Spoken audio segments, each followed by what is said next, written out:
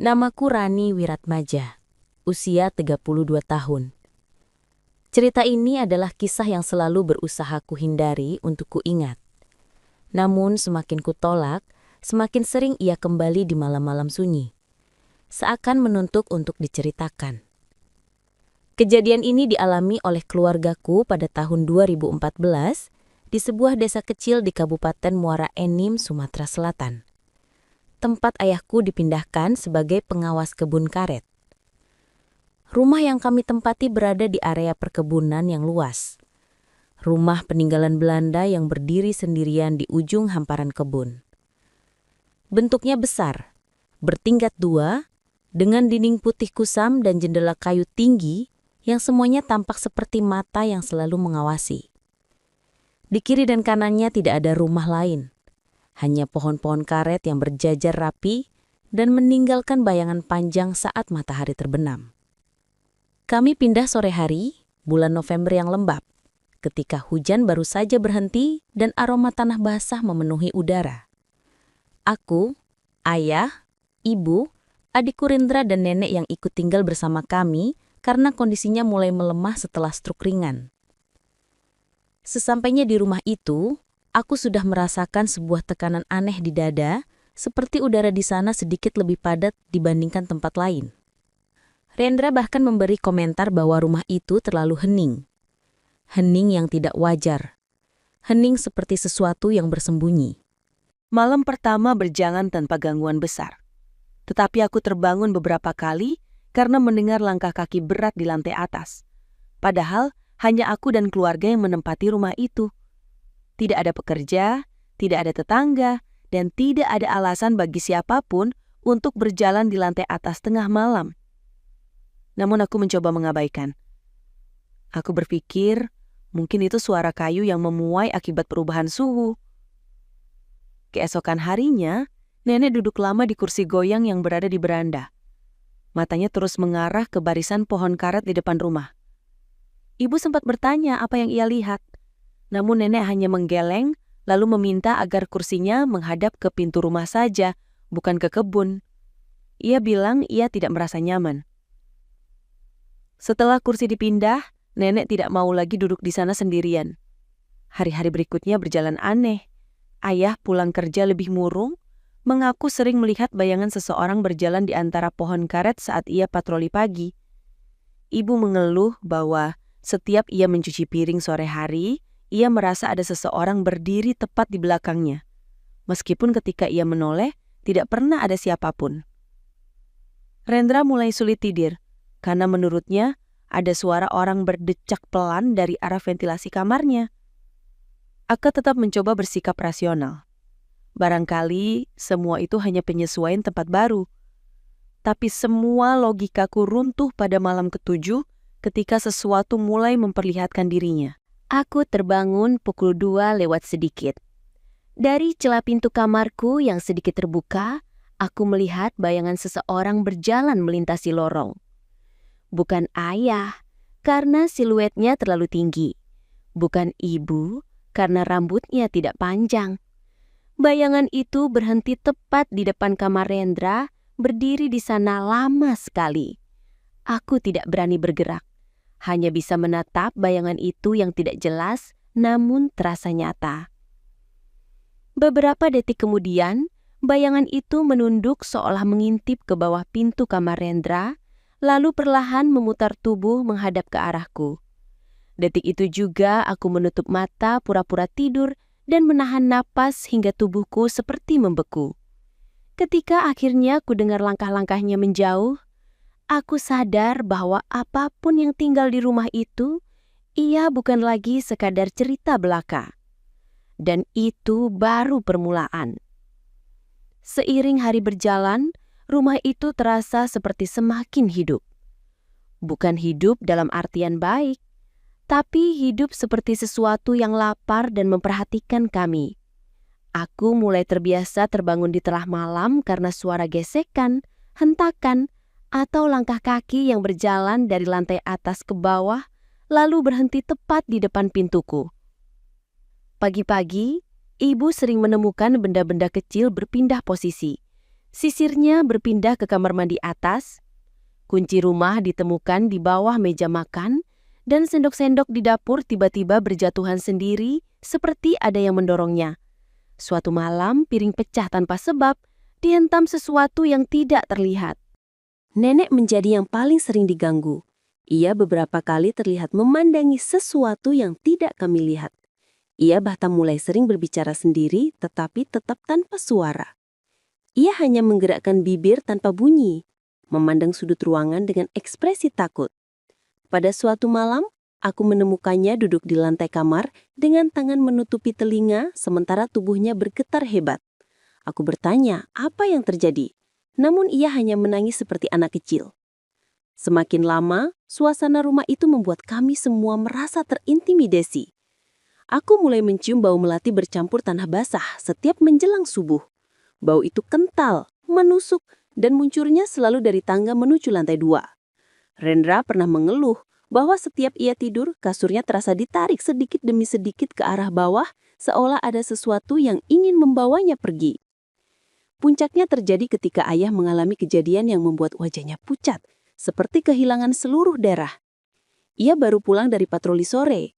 Ketika masuk rumah, ia terdiam lama di depan pintu, lalu memanggilku dan ibu dengan suara gemetar. Ia mengatakan saat memeriksa deretan pohon karet barat, ia melihat sosok perempuan berjubah putih lusuh berdiri tidak jauh dari gubuk pekerja. Rambutnya terurai panjang, menutupi wajahnya. Tubuhnya kotor, penuh tanah. Ayah mengira itu warga, tetapi ketika ia mendekat, sosok itu melayang mundur, lalu menghilang di balik pohon, seolah larut ke dalam kegelapan. Ayah bukan tipe orang yang mudah ketakutan. Namun setelah kejadian itu, ia tidak mau lagi patroli sendirian. Malam itu, gangguan semakin kuat. Pukul 2 pagi, pintu kamarku tiba-tiba terbuka pelan. Aku memaksa tubuhku bergerak untuk menutupnya. Dan saat itulah aku melihat jejak kaki basah di lantai. Jejak itu mengarah ke tangga, menurun dari lantai 2 menuju lorong kamar. Jejak itu sangat jelas, seperti seseorang berjalan tanpa alas kaki dan baru saja melangkah dari tanah basah di luar. Aku memeriksa semua anggota keluarga. Semuanya tidur. Jejak itu bukan milik kami. Dan sejak malam itu, rumah itu mulai memperlihatkan sesuatu yang jauh lebih gelap. Suatu malam, ketika listrik padam akibat hujan deras, kami berkumpul di ruang tengah dengan lampu emergensi kecil. Nenek terus menatap ke arah tangga. Pandangannya tidak berkedip. Ketika aku mengikut arah tatapannya, tidak ada apa-apa. Namun entah mengapa bulu kuduku berdiri. Kala malam semakin larut, suara langkah kaki terdengar lagi dari lantai 2. Pelan, lalu cepat, lalu berhenti tiba-tiba. Rendra memeluk lututnya ketakutan. Ibu terlihat hampir menangis. Ayah mencoba bersikap tenang. Tapi aku melihat tangannya gemetar. Ketika suara itu berhenti, terdengar bunyi lain. Suara seretan panjang, seperti sesuatu yang berat ditarik di sepanjang lantai-lantai 2.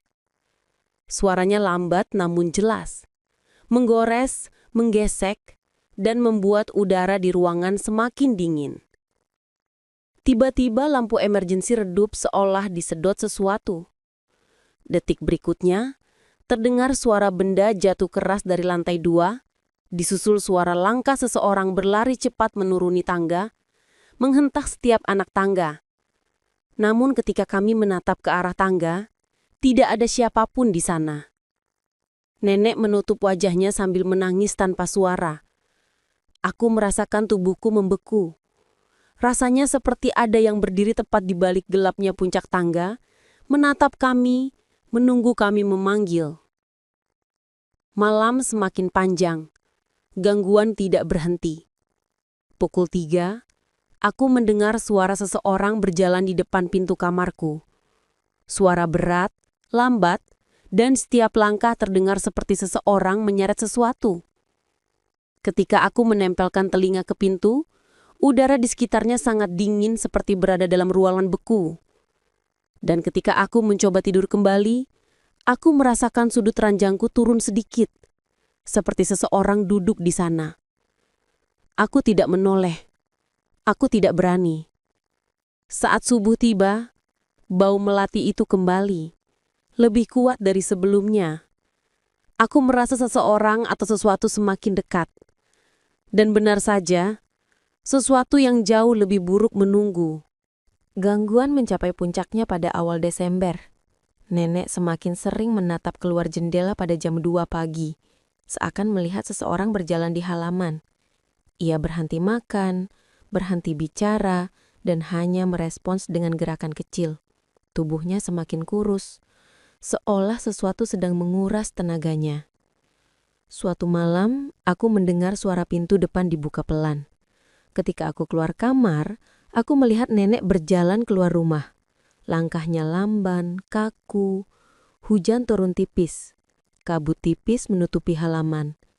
Aku memanggil ayah dan ibu, lalu kami berlari menyusulnya. Nenek berjalan menuju pohon karet yang paling besar di depan rumah. Ketika kami mendekat, ia berdiri di sana, memandang ke atas batang pohon seolah ada seseorang bergantung di sana.